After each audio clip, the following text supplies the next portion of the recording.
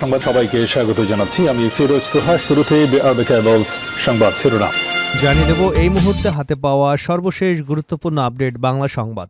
শুরুতেই থাকছে লিডার আসছেন স্লোগানে মুখর ৩০০ ফিট এলাকা। দীর্ঘ ১৭ বছরের নির্বাসন শেষে বৃহস্পতিবার দেশে ফিরছেন বিএনপির ভারপ্রাপ্ত চেয়ারম্যান তারেক রহমান। তার স্বদেশ প্রত্যাবর্তনকে ঘিরে রাজধানীর পূর্বাঞ্চলে ৩০০ ফিট এলাকায় বিরাজ করছে উৎসবের আমেজ। বুধবার রাত থেকেই পুরো এলাকা রূপ নিয়েছে এক বিশাল জনসমুদ্রে।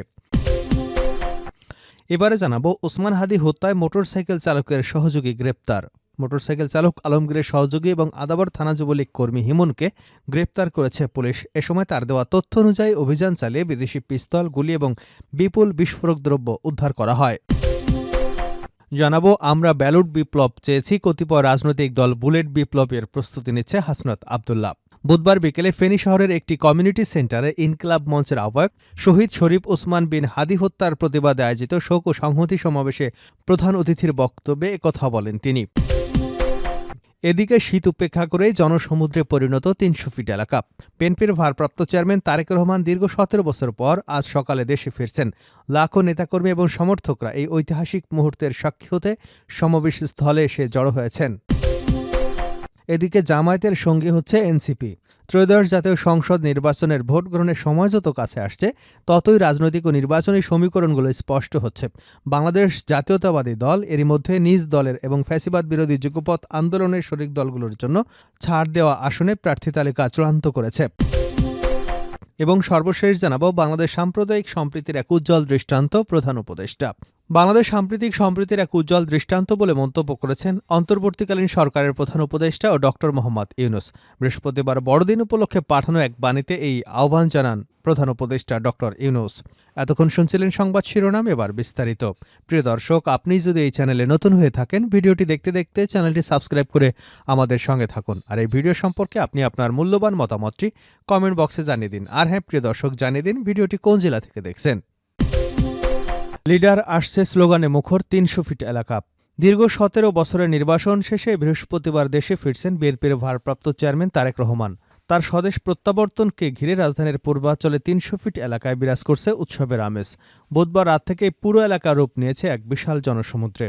৩০০ ফিট হাইওয়ে এলাকা ঘুরে দেখা গেছে কুড়িল বিশ্বরোড থেকে শুরু করে সংবর্ধনা মঞ্চ পর্যন্ত পুরো সড়ক জুড়ে নেতাকর্মীদের সরব উপস্থিতি। দেশের বিভিন্ন প্রান্ত থেকে আসা হাজার হাজার নেতাকর্মী রাতেই সমাবেশ স্থলে অবস্থান নিয়েছেন। অনেককে খোলা আকাশের নিচে রাত কাটানোর প্রস্তুতি নিতেও দেখা গেছে। তাদের ভাষ্য, নেতার ফেরার এই রাতটি তাদের কাছে চাঁদ রাতের মতো আনন্দের। এলাকাভিত্তিক ছোট ছোট জটলা করে কোথাও একত্রে, কোথাও বিক্ষিপ্তভাবে স্লোগান দিচ্ছে নেতাকর্মীরা। পুরো এলাকা জুড়ে বিরাজ করছে উৎসবের পরিবেশ। সবার মুখে একই স্লোগান, লিডার আসছেন। স্লোগান, প্ল্যাকার্ড, উচ্ছ্বাসে সমাবেশ স্থলটি যেন এক বিশাল উৎসবের কেন্দ্রে পরিণত হয়েছে। নেতাকর্মীদের খাবার এবং পানির চাহিদা মেটাতে পথে পথে বিভিন্ন খাবার এবং পানি বিক্রি করছেন হকাররা। দেশের নানা প্রান্ত থেকে আসা নেতাকর্মীদের মিলন মেলায় পরিণত হয়েছে ৩০০ ফিট এলাকা। কিছুদূর পরপর দেখা গেছে স্পিকার লাগানো ট্রাক, বাস, গানের তালে তালে কর্মীরা আরও উজ্জীবিত হয়ে উঠছেন।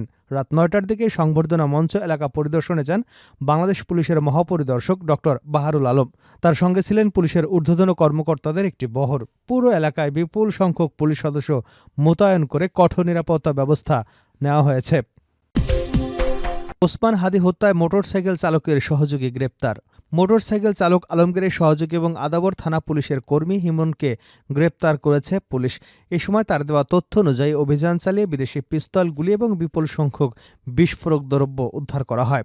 বুধবার বিকেলে রাজধানীর আদাবরের একটি আবাসিক হোটেল থেকে তাকে গ্রেপ্তার করা হয়।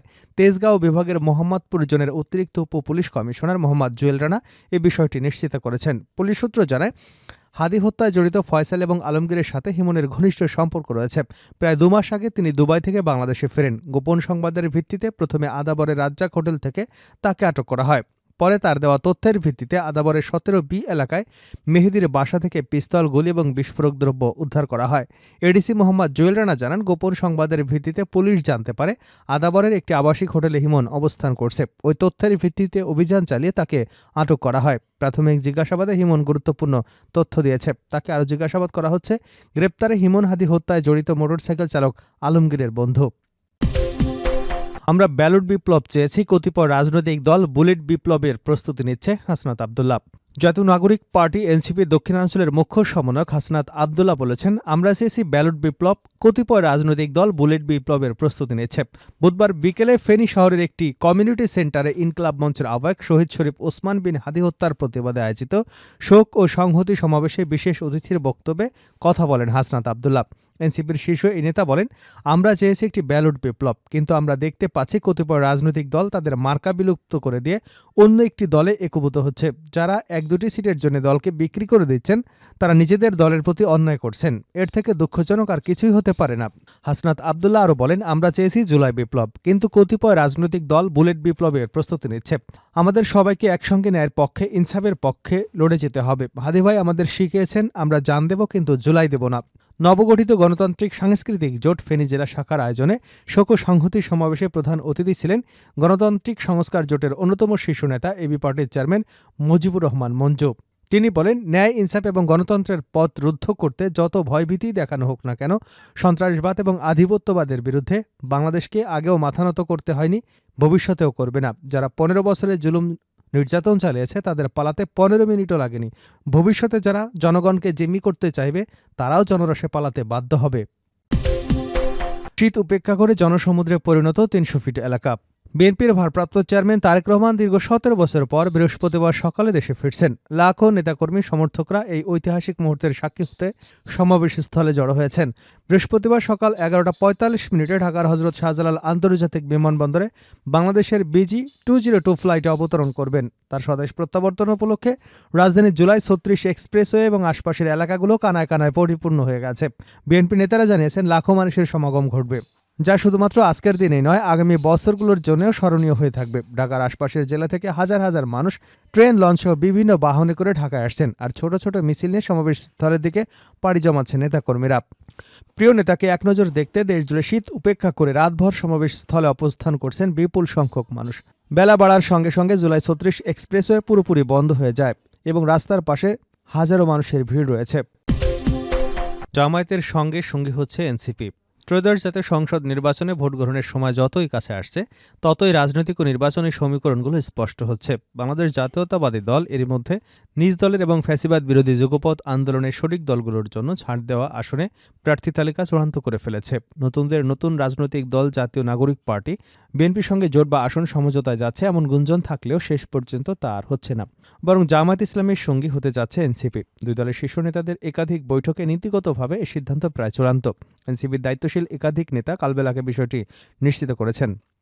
বুধবার জামাতের শীর্ষ পর্যায়ের নেতাদের সঙ্গে দুদফায় বৈঠক হয়েছে। এসব বৈঠকে এনসিপি আহ্বায়ক নাহিদ ইসলাম, সদস্য সচিব আক্তার হোসেনের নেতৃত্বে একটি প্রতিনিধি দলের সদস্যরা উপস্থিত ছিলেন। সভাগুলো থেকে জোটের বিষয়ে আলোচনা হলেও তা এড়িয়ে শুধু আসন সমঝোতার বিষয়টি নীতিগতভাবে একমত হয়েছেন দুই দলের নেতারা। সংস্কার বিচারসহ বেশ কিছু মৌখিক বিষয়ে একমত হয়েছেন তারা। আসন সমঝোতা হলে এনসিপিকে কত আসন ছাড় দিতে হবে এ নিয়েও আলোচনা চলছে। বৈঠক সূত্র বলছে, এনসিপি অন্তত 50টি আসনের নিশ্চয়তা চায়, তবে জামায়াতে ইসলামী 30টি আসন দেওয়ার আলোচনা করছে। বৈঠকে আসন সমঝোতার বিষয়টি চূড়ান্ত না হলেও 30 থেকে 50টি আসন এনসিপিকে ছাড়ার ইঙ্গিত পাওয়া যাচ্ছে। একই সঙ্গে এসব আসনে এনসিপির বর্তমান জোটসঙ্গী আমার বাংলাদেশ পার্টি এবং রাষ্ট্র সংস্কার আন্দোলনও থাকতে পারে বলে জানা গেছে।